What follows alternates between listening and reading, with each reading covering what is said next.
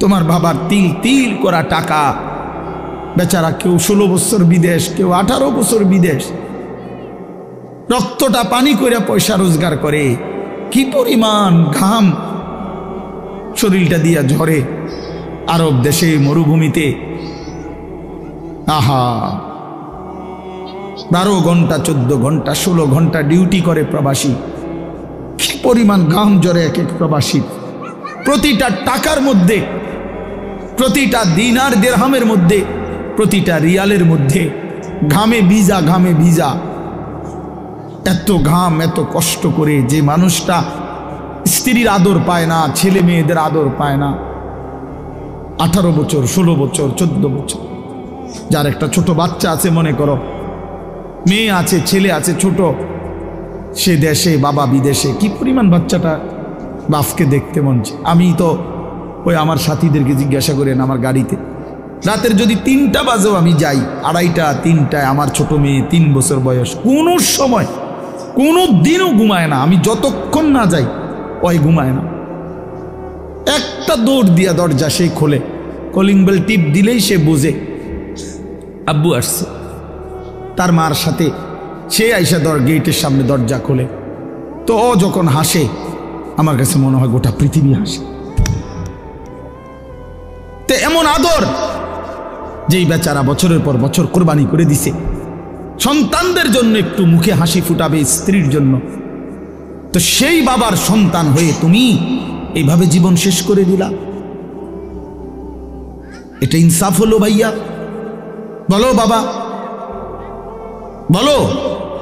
প্রিয় বন্ধু আমার, বাপ আমার, সন্তান আমার, ছেলে আমার, কিশোর নওজোয়ান,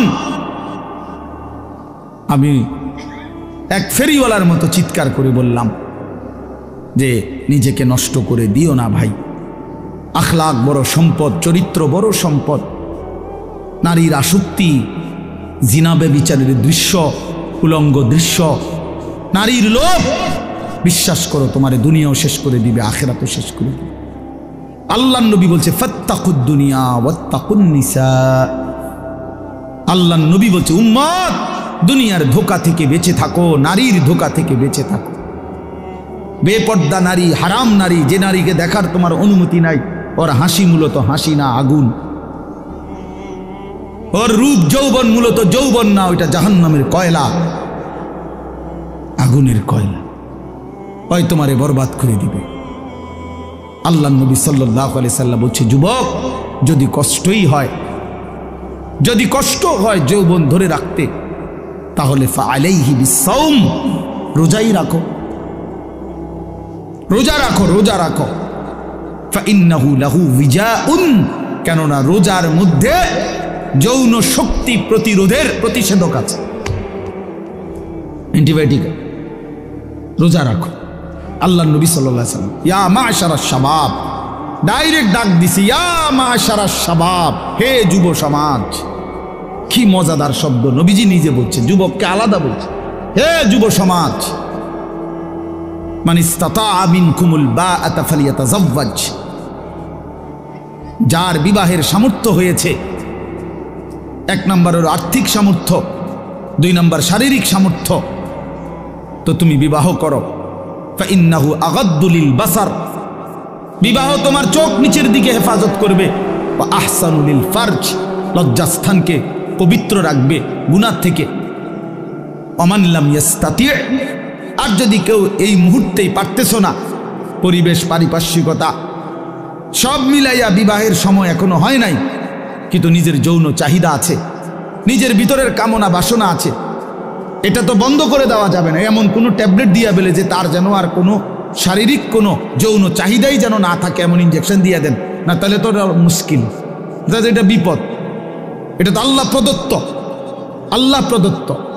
অতএব আল্লাহ নবী বলছেন ফাআলাইহি বিসসাওম, তাক ওদিকে তাকায়ও না ভাই, এত মানুষ সবাইরে গুছান সম্ভব না, কিছু পাগল ছাগল ফালতু এগুলো থাকবেই, এটা এত তান টোহাইয়া লাভ হতো না। যে দূর শুনছে দূর, আমি এত সংখ্যার চিন্তাও করি না, মানুষ হয়েছে 10 কোটি, হ্যাঁ, আল্লাহ কইল আমি নিলাম না, কথা বুঝছেন না? মানুষ হয়েছে 50 লাখ আর কি, সব আমার আলগি দিয়ে মনে করেন 4 রাস্তার মাথা নিয়ে হতায় দিয়ে আইছে, আল্লাহ বলছে আমি আনিস তোমারে নিলাম না, খালি তো লাভ হইল কি? এই জন্য এটা কোনো বিষয় না। তো আল্লাহ নবী বলেন ফাআলাইহি বিসসাওম, তাহলে তুমি রোজা রাখো, ফাইন্নাহু লাহু বিজাউন, এবং এটার মধ্যেই তোমার জন্য প্রতিষেধক রয়েছে। সবর করো, রোজা তোমাকে সবর করতে শিখাবে, রোজা তোমার চরিত্রকে পবিত্র রাখতে শুরু করে শেখাবে। এটা রাসূলুল্লাহ সাল্লাল্লাহু আলাইহি ওয়াসাল্লামের নববী প্রেসক্রিপশন, এটা নবীজির প্রেসক্রিপশন, নবীজির ঔষধ। তো আমার বলার উদ্দেশ্য এই আয়াত আমি এই জন্য পড়ছি যে আলহামদুলিল্লাহ নিজেকে চরিত্র গঠন, তোমরা যারা কিশোর, নওজোয়ান, যুবক, তোমরা যারা এখনো অবিবাহিত, তোমাদের কাছে বন্ধু অনুরোধ, চরিত্রের হেফাজতের নিয়তে, অভ্যস্ত বানাবার নিয়তে, নিজের আখলাকের পবিত্রতার নিয়তে মাহে রমজান সামনে, মাহে রমজান সামনে, এবারের রমজানে টার্গেট নাও 30 দিনের রোজার মাধ্যমে দিল থেকে আল্লাহর কাছে এইভাবে 30টা দিন হাতে গুনে তুমি আল্লাহর সাথে ওয়াদাবদ্ধ হও যে আল্লাহ 30 দিন আমি রোজা রাখবো, এবং যৌন চাহিদা, লজ্জাস্থানের চাহিদা, অশ্লীলতা, বেহায়াপনা, নর্তকী, নাচ গান, উলঙ্গ ছবি দেখা, নারীকে নিয়ে চিন্তা ভাবনা, মেয়েকে নিয়ে অশ্লীল চিন্তা ভাবনা, অবৈধ কোনো প্রেম সম্পর্ক, হারাম কোনো রিলেশন, এ সব ত্যাগ করে বন্ধু 30টা দিন মনোযোগ দিয়া রোজা রাখো, তারাবি পড়ো, ইফতার করো, সাহারি করো, তসবি পড়ো, তেলাওয়াত করো, কোনো আলেমে দ্বীনের সাথে উঠা বসা করো, ইমাম সাহেবের সাথে সম্পর্ক করো, ইনশাআল্লাহ দেখবা আল্লাহ চাহে তো 30 দিনের মাথায় আল্লাহ বলেন লাআল্লাকুম তাত্তাকুন, আমি আল্লাহ ওয়াদা দিলাম মুমিন তোকে মুত্তাকি বানিয়ে দেব। কে আমাকে বানাইলেন? কোত্থেকে আসলাম? কেন আসলাম? যিনি আমাকে বানাইলেন সেই মহান মালিক আমার, তিনি কি জন্য বানাইলেন? আমি যা করছি এটাই কি তিনি চাচ্ছেন কিনা,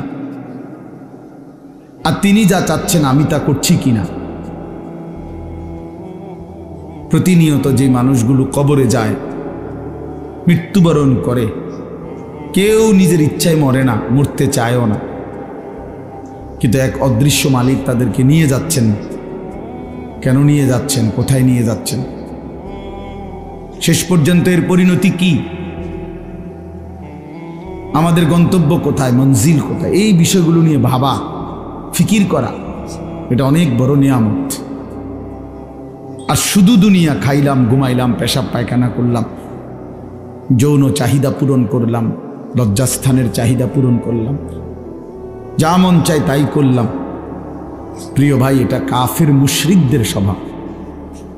কোরআনুল কারীমে স্পষ্ট আছে, আল্লাহ তাআলা বলেন কাফেরদের কথা হলো মা হিয়া ইল্লা হায়াতুনা দুনিয়া, জীবন বলতে আর কিছুই নয়, শুধুই দুনিয়া, এটাই জীবন। নামুতু ওয়া নাহইয়া, মরছি, বাঁচতেছি, কেউ মরে কেউ বাঁচে, এই জীবন। খাইয়া পয়রা দুনিয়া, ভোগ বিলাসিতার দুনিয়া, চাওয়া পাওয়া, প্রাপ্তি অপ্রাপ্তি, সবটাই দুনিয়া। আল্লাহ তাআলা কোরআনুল কারীমের মধ্যে বলেন এটা কাফেরদের কথা, ওয়াকালু মা হিয়া ইল্লা হায়াতুনা দুনিয়া। তাহলে বেঈমান নাফরমান কাফেরের কথা এটা, যে জীবন মানে শুধুই দুনিয়া। আর কোরআনুল কারীমে আল্লাহ বলছেন জীবন মানে কোনটা? এটা তো কাফেরে না বলে যে জীবন মানে কি? দুনিয়া। আর আল্লাহ বলেন জীবন মানে কি? ওয়া ইন্নাদ দারাল আখিরাতা লাহিয়াল হায়াওয়ান। কোরআনুল কারীমে আল্লাহ স্পষ্ট বলছেন, বান্দা শোনো, নিশ্চয়ই আখিরাতই হচ্ছে জীবন, লাহিয়াল হায়াওয়ান, আখিরাতই হচ্ছে জীবন। ওমা হাদিহিল হায়াতুদ দুনিয়া ইল্লা লাহবুন ওয়া লাইব। আল্লাহ তাআলা বলেন, এটা একটু নামাইলে ভালো আছে, অপারেটর ভাই এটা একটু নামাই দেন, সে সামনে একটু উঁচা মনে হচ্ছে,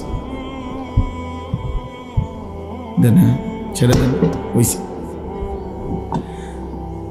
আল্লাহ তাআলা বলেন দুনিয়ার জীবন বান্দা আর কিছুই নয়, ইল্লা লাহবুন ওয়া লাইব, শুধুই তামাশা, শুধুই খেলাধুলা। তাহলে আল্লাহ বলছে দুনিয়া খেলাধুলা, দুনিয়া তামাশা। তাহলে জীবন কোথায়? আখিরাত। জীবন কোথায় বলে? আর বেঈমানের কথা হলো জীবন কি? খালাস। অতএব ইমানদার এবং বেঈমানের মধ্যে নিজেকে বুঝে নেওয়া উচিত, নিজের পরিচয় নিজেই তালাশ করে নেওয়া উচিত। আসলে আমি ইমানদারদের অন্তর্ভুক্ত না বেঈমানের অন্তর্ভুক্ত? আমার মানসিকতা দেখলে, চলাফেরা দেখলে বুঝাই যায় কে ইমানের পথে আছে আর কে কুফুরির রাস্তায় আছে। এটা আন্দাজ করা যায়, এটা বুঝাই যায়। যার যখন যা মন চায় তাই করা। আমার যা মন চায়, চুল, জামা, শার্ট, প্যান্ট, হাঁটা চলা, কথাবার্তা, রুচি, আচার আচরণ, খাবার দাবার, লেনদেন, আয় রোজগারে কোনো হালাল হারামের পার্থক্য নেই। নিজের মারেও দেখে, পরের বোনকেও দেখে, আপন বোনের দিকেও তাকায়, রাস্তার নারীর দিকেও তাকায়। তার মানে হালাল হারাম বলতে কিছু নেই। ন্যায্য বেচ্চা টাকাও নেয়, সুদের টাকাও নেয়, যা মন চায় তাই। অর্থাৎ হালাল হারাম, জায়েজ না জায়েজের, আল্লাহ রসুলের বিধিবিধানের কোনো পরোয়া যে করে না, মনের ইচ্ছা মতো যে চলে, এর উদাহরণ আল্লাহ কোরআনে দিছে। ফাআতবাআহু শাইতান, দুইটা আয়াতে ওই দেখেন, মানে কিছু বেয়াদব থাকবেই। এই যে একজন, মানে কিছু ছেলে থাকবেই বেয়াদব, শেষ পর্যন্ত গাদ্দার। যে হুজুর আপনি নিষেধ করলে কিছু আমি শুনবো না, আমি কোনো সময় কারো কথা শুনি না, আজকে হঠাৎ আপনার কথা শুই না, আমি এই বেয়াদবি করবো কেন? এখন কেমন লাগলো? তুমি যে লজ্জা পাইলা, বলো বাবা, আমি কি সুন্দর করে বলছিলাম কিনা বলেন? প্রথম আমি অনেকেই নামায় ফেলছে, নামাইছে না? তা তুমি শুনলা না কেন? এখন তো সবাই দেখলো তোমার। এই জন্য এইটা একটা মানসিকতা যে আমার মনে যা চাই তাই। এবারে এনে কারো বিধিনিষেধ মানব, আমি এমন মানুষ না। তো আল্লাহ তাআলা বলেন সূরা আরাফের মধ্যে আছে, ফাআতবাআহু শাইতান, শয়তান যার পিছে লাগছে। ওয়ালাকিন্নাহু আখলাদা ইলাল আরদ, পরের আয়াতে আছে যে এই দুনিয়াটাকেই স্থায়ী মনে করে নিছে। ওয়াত্তাবাআ হাওয়াহু, আহারে আল্লাহ, ওয়াত্তাবাআ হাওয়াহু, এবং যে মনের ইচ্ছা মতো, মনের চাহিদা অনুসরণ করে, তার মনে যা চায় তাই। তিনটা জিনিস, শয়তান যার পিছে লাগছে, দুনিয়াটাকেই যে স্থায়ী মনে করে নিছে, মনের ইচ্ছা মতো যে চলছে। প্রিয় বাপ, সবাইকে বলি, আমাকেও বলি, আপনাদেরকেও বলি, আল্লাহর কসম কোরআনে বলছি, এখানে সব আলেম হাফেজ আছে, আর হাফেজ এখানে বসাই, হাফেজ গড়ার কারিগর। তো আল্লাহ তাআলা বলেন এই আখলাক যাদের, ফামাসালুহু কামাসালিল কালব, কোরআন শরীফের আয়াত। আল্লাহ বলেন এই লোকের উদাহরণ হলো কুত্তার মতো, কুত্তার মতো, কুত্তার মতো, কুত্তার মতো, কুত্তার মতো। এটা কুত্তার মতো। কালব অর্থ কি? ফামাসালুহু কামাসালিল কালব। আল্লাহ তাআলা বলছেন নিজের পরিচয় মিলায় নাও দোস্ত, নিজের জিন্দেগি মিলায় নাও।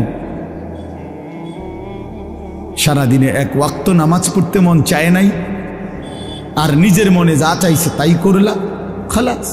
নিজের পরিচয় হিসাব করে নিলে ভালো। আল্লাহ তাআলা পরিচয় দিছে, ফামাসালুহু কামাসালিল কালব, তার উদাহরণ কুত্তার মতো। ইন তাহমিল আলাইহি ইয়ালহাস আও তাতরুকহু ইয়ালহাস। আল্লাহ বলেন কুত্তার স্বভাব, দৌড়ানি দিলেও জিব্বা লম্বা করে হাঁফায়, ছাইরা দিলেও জিব্বা লম্বা করে হাঁফায়। কুত্তা দাঁড়াইয়া থাকলেও জিব্বা লম্বা করে শ্বাস নেয় এরকম করে, আর দৌড়ানি দিলেও জিব্বা লম্বা করে শ্বাস। অর্থ হইল পাইলেও জিব্বা লম্বা করে, না পাইলেও জিব্বা লম্বা করে, জিব্বা লম্বা। এই জন্য দোস্ত আল্লাহ তাআলা স্পষ্ট পরিচয়। এরপরে যদি কারো লজ্জা না হয় তো তারে আর কি করবে? এরপরে যদি কারো বিবেক না থাকে যে আরে যা বেটা আমারে কুত্তা কক শুয়োর কক, আমার বেডি আমি সামু, আমি মোবাইলে সামু চাই, আবার কিতাক মানুষ কক না গরু নালে ছাগল, আমি নারী দেখবই, আমি ছবি দেখবই, আমি অশ্লীল দৃশ্য দেখবই, আমি সেজদা দেব না। আরও যদি আমারে যদি কুত্তার তুলু নিচে নামায় দেও, আমি নিলাম না, আমার গায়ে লাগাইলাম না, আমি আমার মতো চলবই, তো ঠিক আছে ভাইয়া, ঠিক আছে। লাস্তা আলাইহিম বিমুসাইতির, আল্লাহ বলছে নবী আপনি কারো উপরে বল প্রয়োগকারী না যে তারে যাইত্যা দইরা নলে তোরে কল্লা হালাই দেবো তুই যদি নামাজ না ফরস, এমন এমন জিম্মাদার আপনি না। কথা বুঝেন নাই? সর্বোচ্চ বলা, সর্বোচ্চ পৌঁছিয়ে দেওয়া। ইন উরিদু ইল্লাল ইসলাহা মাস্তাতাতু, আল্লাহ বলছে নবীরা বলতেন হে আমার জাতি তোমাদের সংশোধন চাই, আমার সাধ্যে যেটুকু আছে এটুকু দিই। মাস্তাতাতু অর্থ হলো আমার সাধ্য মতো, আমি যেদূর পারছি এদূর, আমি যেদূর বলার সুযোগ পাইছি এদূর, যেদূর চেষ্টা করছি বুঝাইতে এদূর, এরপরে আর কিছু করার নাই। তুমি যদি নিজেই নিজেকে বরবাদ করে দাও ঠিক আছে, ঠিক আছে ভাইয়া চলো, অসুবিধা কি? কারো দিনই থামে না, কারো রাতই আটকায় না, কেউ কারোর জন্য দুনিয়ায় থামে না। আমার মৃত্যু তোমার লেগে আটকাইবে না, তোমার মৃত্যু আমার জন্য আটকাবে না, কারো জন্য আটকাবে না। প্রত্যেকেই একদিন আপন গন্তব্যে আপন কবরে ফিরেই যাবে। আর কেউ না মরলেও আমি মরে যাব, আমি না মরলেও তুমি মরে যাবে, মানে কেউ কারো জন্য আটকাবে না। এই জন্য দোস্ত এটা কোরআন থেকে বললাম। আল্লাহ তাআলা বলেন আরাআইতা মান ইত্তাখাযা ইলাহাহু হাওয়াহু আফা আনতা তাকুনু আলাইহি ওয়াকিলা আম তাহসাবু আন্না আকসারাহুম ইয়াসমাউনা আও ইয়াকিলুন ইনহুম ইল্লা কাল আনআমি বাল হুম আযাল্লু সাবিলা। অর্থ হলো সংক্ষেপে বলতেছি একই কথা। আল্লাহ বলছে মনের ইচ্ছাকে যে নিজের খোদা বানিয়ে ফেলছে, আল্লাহ বলে তার পরিচয় আর কিছুই নয়, শুধুই জানোয়ার। ইনহুম ইল্লা কাল আনআম, সে আর কিছুই নয়, শুধুই জানোয়ার। আনআম মানে কি? চতুষ্পদ জন্তু, এটা না? বাল হুম আযাল্লু সাবিলা, আল্লাহ বলেন বরং সে জানোয়ারের চাইতেও বেশি পথ হারা, গোমরাহ। কেন? এক কুকুরও বুঝে এই লাঠিটা যে উঠাইছে ওটা দিয়ে আমারে মারবে, তাই জন্য কুকুর ভাগ্যা যায়। তাহলে কুকুরেরও এদূর আকল আছে যে আমারে এই লাঠির থেকে বাঁচা উচিত, কিন্তু এই জানোয়ারে, এই চতুষ্পদ জন্তু বুঝে না যে এই গুনাহ আমারে জাহান্নামের আগুনে জ্বালায়ে ফেলবে, এটাও যে বুঝে না, এতটুকু আকলও যার কাজ করে না।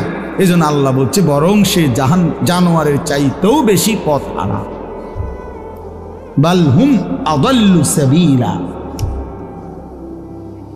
জানোয়ারে যেদূর রাস্তা চিনে, আল্লাহ বলছে এদূরও চেনে, এতটুকু চেনে, তার চাইতে বেশি পথ হারা, তার চাইতে বেশি পথ হারা। হাইওয়ান জানোয়ার তো এটা বুঝে যে আমার উপরে শরীয়তের কোনো বিধানে নাই, তো আমার আর হালাল হারাম কি? কথা বোঝেন না? গরু ছাগলের কোনো হালাল হারাম কিছু আছে? পাক নাফাক কিছু আছে? জায়েজ না জায়েজ কোনো কিছু আছে? আখেরাত পরকাল বিচার আচার মিজান ফলসেরাত এটা কিছু আছে? কিচ্ছু নেই, কিচ্ছু নেই। তাইলে কুকুর খারাইয়া মুতলেই কি, বইয়া মুতলেই কি? কিন্তু মানুষ নামের এই কুকুর খারাইয়া মতে কেন? মানুষ নামের এই কুকুর খারাইয়া মতে কেন? অত অসুবিধা নাই। প্রকৃত কুকুর তো খারাইয়া মুতলে, ঠ্যাঙালগি দিলে তার জন্য তো এটা গুনাহ না, কারণ তার তো গুনার কোনো সিস্টেমে নাই। কিন্তু মানুষ নামের এই কুকুর যে খারাইয়া মতে, তার তো গুনাহ হয়। তাহলে বোঝা গেল সে তো ওই চতুষ্পদ জন্তুর থেকেও বেশি কথা। প্রিয় বন্ধু, নিজের উপরে দয়া করো, নিজের উপরে রহম করো। প্রিয় সাথী, নওজোয়ান, নিজের ভালো বুঝো। এই জন্য বললাম আত্মপরিচয়, আত্ম উপলব্ধি অনেক বড় নিয়ামত। নিজেকে বুঝা, নিজেকে চেনা, আত্মসম্মান। মানুষের আত্মসম্মান বড় সম্পদ। অনেক মানুষ আছে পৃথিবীতে আত্মমর্যাদার কারণে প্রয়োজনে না খাইয়া মরে যায়, কিন্তু মাথা নোয়ায় না কারো কাছে। প্রয়োজনে সে মরে যাবে, কিন্তু হাত পাতবে না কারো কাছে। সাহারায় ওরা ধুকে মরে, তবু পড়ে না শেকল পদ্ধতির। এটা আমরা কবি নজরুলের কবিতায় পড়ছিলাম যে কেন আল্লাহ তাআলা নবী সাল্লাল্লাহু আলাইহি সাল্লামের জন্য মক্কার কুরাইশদেরকে অধিকাংশ সাহাবী হিসাবে নির্বাচন করলেন কেন? পৃথিবীতে একমাত্র জাতি ছিল মক্কার কুরাইশরা, যারা প্রয়োজনে সাহারা মরুভূমিতে মরে যাবে দুকে দুকে, কিন্তু কারো গোলামি, কারো সামনে ঘাড় নোয়ানো, কারো পরাধীনতা স্বীকার করা, এইটা তাদের স্বভাবে ছিল না। এই জন্য আরব উপদ্বীপে এই মক্কার জনগোষ্ঠীর উপরে তৎকালীন যুগে দুইটা সুপার পাওয়ার ছিল। একটা ছিল রোম সাম্রাজ্য, একটা ছিল পারস্য সাম্রাজ্য। ওই দুই সাম্রাজ্যের কেহই কোনোদিন একদিনের জন্য আরব এই উপদ্বীপে মক্কাবাসীর উপরে ক্ষমতা, প্রভুত্ব তাদের আয়ত্তায় আনতে পারে না। এটা ঐতিহাসিক কথা। মানে তাগরে ঘাড় নোয়াইতারে না, পারে নাই তাগর লগে। হেরা অদম্য ছিল, কারোর সামনে মাথা নয়। আমার স্বাধীন, শুধু বকরির দুধ খাইতো, শুধু যাযাবরের জিন্দিগি, কিন্তু মানে সর্বদিকে কম, কিন্তু এর পরেও আত্মসম্মান সাংঘাতিক। এই জন্য আল্লাহ তাআলা বলছেন যে কেন নির্বাচন করলাম, এক অদম্য জাতি আমি বন্ধুর পাশে দিলাম। এমন সাহাবী বেশি দিন আর লাগছে না, 16 থেকে 20 বছরের ব্যবধানে পরবর্তী গোটা পৃথিবীতে কালেমার পতাকা উড়াইয়া দিছে। সারা পৃথিবীতে, আফ্রিকা পর্যন্ত সারা পৃথিবীতে পতাকা উড়াইয়া দিছে। জেন দিয়ে গেছে এনতে সাফ, কারণ ওই যে চেতনাটা সাংঘাতিক ছিল, আত্মসম্মান সাংঘাতিক, আত্মমর্যাদা। আটলান্টিক মহাসাগরের পারে দাঁড়িয়ে নবীর সাহাবী উকবা ইবনে নাফে বলছে যে হে এলাকাবাসী, তোমরা বলো এই সাগরের ওই পারে আর মানুষ আছেন? তখন জনবাসী, এলাকাবাসী বলছে ওই সাগর তো অথই সাগর, আমাদের পূর্বপুরুষ থেকে কারো জানা মতে এই সাগরের ওই পারে মাটিও নাই, মানুষ তো পরের খবর। এ তো অথই সাগর, এর কোনো কুল কিনারা নাই। হযরত উকবা ইবনে নাফে 22 বছর বয়স্ক সাহাবী, পুরো আফ্রিকা বিজয় করে এই আটলান্টিক মহাসাগরের পারে দাঁড়িয়ে নিজের ঘোড়ার 2 পাও ভিজাইছে, ঘোড়ার পাও পানি, সাগরের পানিতে ভিজাইয়া এরপরে আল্লাহকে বলছে, আল্লাহ তোমার বান্দারা সাক্ষী দিছে সাগরের ওই পারে নাকি কোনো মানুষ নাই, এই জন্য আমি থেমে গেলাম। যদি খোদার কসম মাওলা একজন লোক বলতো ওই পারে একজন মানুষ আছে, আমি আল্লাহর কসম রব এই ঘোড়া নামায় দিতাম, ওই লোকটার কাছেও কালেমার দাওয়াত পৌঁছাইতাম। একজনের জন্য আমি সাগর পাড়ি দিতে রাজি আছি, কিন্তু কেউ তো বলে না, আর কোনো লোক নাই, এজন্য থেমে গেলাম। এই ছিল জিন্দিগি বন্ধু। এজন্য বললাম প্রিয় ভাই আমার, সবাই সবাই যার যাদ, তোমারে নিয়া আমারে নিয়া ইয়াহুদিয়ে নাচায়, বান্দরের খেলা খেলায়। আহা, 1 বছরের মধ্যে তোমার চুল কতবার বদলাইলো, 1 বছরের ভিতরে তোমার প্যান্ট কতবার বদলাইলো, 1 বছরের ভিতরে তোমার জামা গেঞ্জি কতবার বদলাইলো, 1 বছরের ভিতরে তোমার কথা বলার চলাফেরার ডিজাইন কতবার বদলাইলো। তাইলে তোমারে নিয়া বেঈমানে বান্দর খেলা খেলা, বেঈমানে ডুগডুগি বাজায়, আর তুমি নাচো। ছি ছি ছি ছি ছি। কথা তো ছিল এই, আমাদের বাংলাদেশের একজন বক্তা আছেন, বড় দিল দরদি বক্তা, হযরত মাওলানা মুফতি নজরুল ইসলাম কাসিমি দামাত বারাকাতুহুমুল আলিয়া। উনি বলছেন যে আমি জীবনের এই 35-40 বছরে ইউরোপের শত শত দেশে প্রতিনিয়ত ভ্রমণ করছি। যে ইউরোপ আমেরিকার এক স্টেটে নাস্তা খাইছি, আরেক স্টেটে দুপুরের খাবার খাইছি, এইভাবে অনবরত সফর করছি।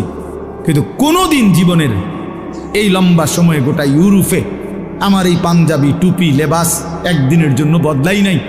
আর এই গোটা ইউরোপের কোনো এয়ারপোর্টে কোনোদিন আমার 1 ঘন্টার জন্য 10 মিনিটের জন্য আটকায়ও না।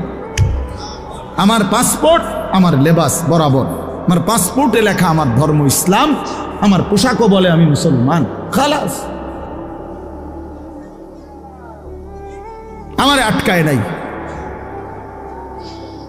এই জন্য দোস্ত আমার, বন্ধু আমার, আত্মমর্যাদা আত্মসম্মান অনেক বড় সম্পদ।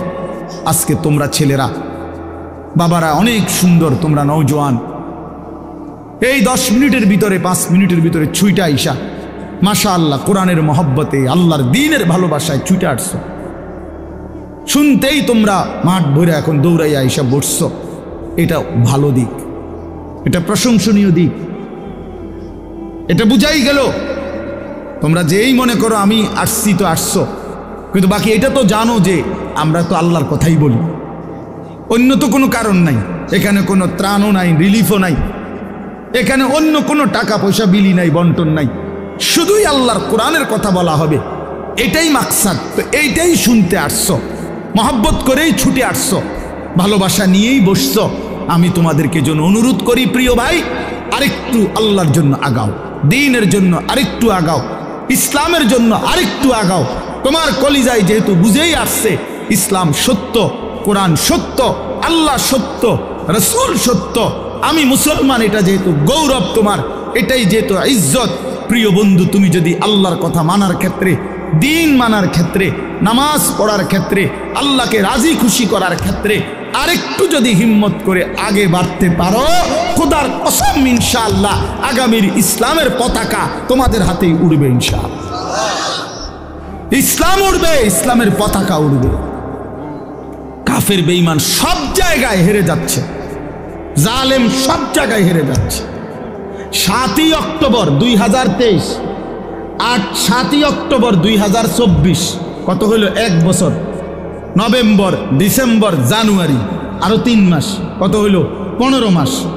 প্রায় 15 মাসে এই ইসরায়েলের ইহুদি কুত্তারা গাজা, একটি এলাকায়, ফিলিস্তিনের একটি অঞ্চলে গাজা, এখানে 47,000, তাদের হিসাবে, সরকারি হিসাবে 47,000 ইমানদার মুসলমানকে শহীদ করছে এই গত 15 মাসের অব্যাহত আক্রমণে। 47,000, বাস্তবে আরো অনেক বেশি, আমরা ধরলাম তাদের রিপোর্ট যেটা, এটাই 47,000 ইমানদারের রক্তে ঝরিয়েছে। তাদের জাতিসংঘের রিপোর্ট হলো যে গাজার সমস্ত বাড়ি ভবন যেভাবে ধ্বংস করছে, বিধ্বস্ত করছে, ধারাবাহিক যদি কাজ করে, এগুলো আবার গড়তে চেষ্টা করে, তাহলে আগামী 30 বছরেও 20 বছরেও এগুলো কইরা শেষ করতে পারবে না। এইভাবে মাটির সাথে মিশায়া দিছে সমস্ত ভারী বসত ভিটা, লাখ লাখ সন্তান রাস্তার পথের ফকির হয়ে গেছে। এতিম বাচ্চার মা নাই, বাবা নাই, স্ত্রীর স্বামী নাই, স্বামীর সন্তান নাই, পুরুষের, এইভাবে বিধ্বস্ত করছে 15 মাসের মধ্যে। বন্ধু, পৃথিবীর সমস্ত সুপার পাওয়ার, গোটা ইউরোপ এই ইসরায়েলের কুত্তাদেরকে অস্ত্র দিছে এবং সমর্থন দিছে। আমেরিকার কুত্তারা বারবার সবচেয়ে বেশি ডোনেশন করছে এই ইসরায়েলকে। এই ট্রাম্প, এই নতুন বেঈমান, এই বেঈমানও বলছে গাজাকে সমান করে দিবে ইসরায়েলের পক্ষ হইয়া। কিন্তু আল্লাহ পাক যেহেতু আছেন, 15 মাস পরেও এত রক্ত ঝরিয়ে, এত অত্যাধুনিক পৃথিবীর সমস্ত মারণাস্ত্র ব্যবহার করে এভাবে বাড়ি ধসে দিয়ে ইমানদারকে ঘর থেকে বঞ্চিত করার পরেও বেঈমানরা আল্লাহর দয়ায় হেরে গেছে। নাকে খত দিয়া, যুদ্ধ বিরতি দিয়া ইসরায়েলের কুত্তারা যুদ্ধ থামাইতে বাধ্য হয়েছে। এই মুহূর্তে বন্ধ যুদ্ধ, আলহামদুলিল্লাহ। এজন্য কুত্তা জিতে নাই, ইমানদার জিতে গেছে। মুমিন হারে না, ইমানদার হারে না। রক্ত ঝরলেও ইমানদার হারে না ছেলেরা, মনে রাখো বাবা। সারা পৃথিবী তোমাদের কাছে আমি অনুরোধ করলাম, সারা পৃথিবী দেখো সিরিয়ার জালেম 54 বছর একটানা এই সিরিয়ায় বাপ পুতে জুলুম করছে। 54 বছরের স্বৈর শাসক ফ্যাসিস্ট, 54 বছর একটানা তারা দুইজনে বাপ পুতে জুলুম করছে। 5 লক্ষ সরকারি হিসাবে 5 লাখ ইমানদার মুসলমানকে শহীদ করছে ইয়াতে, সিরিয়াতে। কমপক্ষে 30 লক্ষের চাইতে বেশি মুসলমান উদ্বাস্তু, যারা ঘর হারা হয়ে গেছে। হাজার হাজার নারী ধর্ষিতা লাঞ্ছিতা হয়ে জেলখানার অন্ধকার, কারাগারের অন্ধকার প্রকোষ্ঠে জীবনের 18 বছর। একটা বাচ্চা তো সে জন্মের পর থেকে মায়ের কোলে বড় হইয়া কারাগারেই বড় হইছে। এরকম শত শত মেয়ে যাদের বয়স হয়ে গেছে 18, 16 জেলখানাতে। এই সিরিয়ার এই কুত্তা বাশার আল আসাদ এই জালেমের আমলে। কিন্তু এরপরেও এত রক্ত, 5 লক্ষের চাইতে বেশি মুসলমানের রক্ত ঝরিয়েও জালেম টিকে নাই। 8ই ডিসেম্বর 2024 পলাইতে বাধ্য হয়েছে, পলাইয়া গেছে। সিরিয়া এখন ইমানদারদের হাতে, মুসলিম মুজাহিদদের হাতে। হ্যাঁ, বাংলাদেশের 16 বছরের জালেম 16 বছর প্রতি ইঞ্চি জমিন, প্রতিটা সেক্টর, প্রতিটা বিভাগকে এমন নিখুঁত ছক দিয়ে আঁকছে, নিজের মতো করে করে নিছে যে একটা সুতা বাংলাদেশে পড়বে না এই জালেমের কারণে। সেই বুবুও 5ই আগস্ট পলাইছে, বুবু পলাইছে। আমার জিও কয় বুবু পলাইছে, ছোট্ট গায়ে ছোট্ট। আমি আব্বু কেমনে পলাইছে? গাড়টি উঠটি লইয়া পলাইছে, গাড়টি উঠটি লইয়া পলাইছে। গাড়টি গুট্টি কই তারা না, গাড়টি উঠটি লইয়া পলাইছে। হ্যাঁ, মজলুমের বিজয় হয়েছে, জালেমের পতন হয়েছে। তাইলে বন্ধু, পৃথিবীতে মুসলমানদের নির্যাতনের মজলুমের কাহিনী ফিলিস্তিনের চাইতে মারাত্মক কোথাও নাই। সেখানেও ইনশাআল্লাহ আবার হবে, ইসরায়েল আবার আক্রমণ করবে। কিন্তু এর পরমাণু এই আক্রমণ করতে করতে আজকে 15 মাসে তাদের ভিতরটা জুরজুরা হয়ে গেছে, কিচ্ছু নাই, কিচ্ছু নাই। শেষ পর্যন্ত আল্লাহ তাআলা কোরআনে যেহেতু ওয়াদা দিছে, ইয়াহুদিরা হচ্ছে অভিশপ্ত জাতি। ইয়াহুদিরা কোনো সময় পৃথিবীতে স্থির হইতে পারে নাই। ইয়াহুদি একমাত্র অভিশপ্ত জাতি, যে জাতি কখনো কোথাও সেটেলড হইতে পারে নাই। এরা যাযাবর, এরা জীবনভর এগোরে তাড়াইছে সব সময়। এই ইসরায়েল থেকেও এই বেঈমানরা, এই ইয়াহুদি কুত্তারা পরাজিত হয়ে একদিন এখান থেকে সরে যেতে বাধ্য হবে ইনশাআল্লাহ। এজন্য মনে রাখো বন্ধু, সবসময় জিন্দিগি একরকম যায় না। আজীবন মুসলমান নির্যাতিত হবে, আজীবন ইমানদার জুলুমের শিকার হবে, আজীবন কোরআনওয়ালা সেজদাওয়ালা অপমানিত হবে। আর সুদখোর, ঘুষখোর, বাটপার, সিটার, জালেম, নাফরমান আর এই তাফালিং করেন না তোমরা আজীবন মাতবরি করবা। আর আলেম ওলামা ইমানদার মুসলমান তালেবে ইলম কোরআন পড়নেওয়ালা এরা আজীবন মাথা নোয়া রাখবে। না না, আসমানওয়ালা আছে মিয়া, মনে রাখো, আসমানওয়ালা আছে। এত খামখেয়ালি মনে করো না, এত খামখেয়ালি মনে করো না, খামখেয়ালি মনে করো। বাংলাদেশের পরিবেশ এই মুহূর্তে কি? বাংলাদেশের পরিবেশটাও যদি কেউ দেখে, আলহামদুলিল্লাহ, একটা দিন মজুর কুলি, ঠেলাওয়ালা, কুলিওয়ালা, মাড়ি গাড়ে, এরকম দিন মজুরেরও স্বপ্ন কলিজায় আমার সন্তান হাফেজে কোরআন হবে। সমাজের সবচেয়ে উচ্চ পদস্থ ব্যক্তি, যে কোটি কোটি টাকার মালিক, 1000 কোটি টাকার মালিক, সেও স্বপ্ন দেখে আমার ছেলেটা হাফেজে কোরআন হবে। বারবার, একবার না, দুইবার না, সারা পৃথিবীর বুকে বাংলাদেশ যদি আজকের পৃথিবীতে পরীক্ষা জরিপ নেয় যে একটি মাত্র বিষয়ে বাংলাদেশের বারবার ফার্স্ট হইছে সারা বিশ্বে, এটা একটাই মাত্র বিষয় যেখানে প্রত্যেকবারে বাংলাদেশ বিশ্ব চ্যাম্পিয়ন, বিশ্বে প্রথম 70 দেশে, 90 দেশে, 110 দেশে, সেটা কোরআনুল কারীমের হাফেজ, হেফজে কোরআনের মাধ্যমে। আমার দেশের হাফেজে কোরআন যাদের মাতৃভাষা আরবি, আহলে লিসান আরব, আরব, সেই আরবের অসংখ্য দেশকে পিছে ফেলে বারবার অনারবি, আরবি যার মাতৃভাষা না এমন সন্তান বাংলাদেশের বারবার কোরআনুল কারীমের হিফজ প্রতিযোগিতায় ফার্স্ট হচ্ছে। সেদিন আল্লামা খালেদ সাইফুল্লাহ আইয়ুবী সাহেব বলতেছিলেন, আমার দেশের তাকরিম, যেই ছেলে বারবার সারা বিশ্বে স্বর্ণ পদক পাইছে, হাফেজ সালেহ আহমদ তাকরিম, উনি বলছেন যে আমার স্বপ্ন যদি কোনোদিন কাবা শরীফের মধ্যে আল্লাহর ঘরে কোনোদিন অনারবি কোনো ইমাম রাখে, তো হতে পারে একদিন তাকরিম আগামী দিনে কাবার ইমাম হবে। আর এটা আল্লাহর জন্য অসম্ভব, আল্লাহর জন্য অসম্ভব, এটা সম্ভব। ওমা যালিকা আলাল্লাহি বিআজিজ। সে হাফেজ সালেহ আহমদ তাকরিম উনি বলছেন যে আমার স্বপ্ন যদি কোনোদিন কাবা শরীফের মধ্যে আল্লাহর ঘরে কোনোদিন অনারবি কোনো ইমাম রাখে, তো হতে পারে একদিন তাকরিম আগামী দিনে কাবার ইমাম হবে। আর এটা আল্লাহর জন্য অসম্ভব, আল্লাহর জন্য অসম্ভব, এটা সম্ভব। ওমা যালিকা আলাল্লাহি বিআজিজ।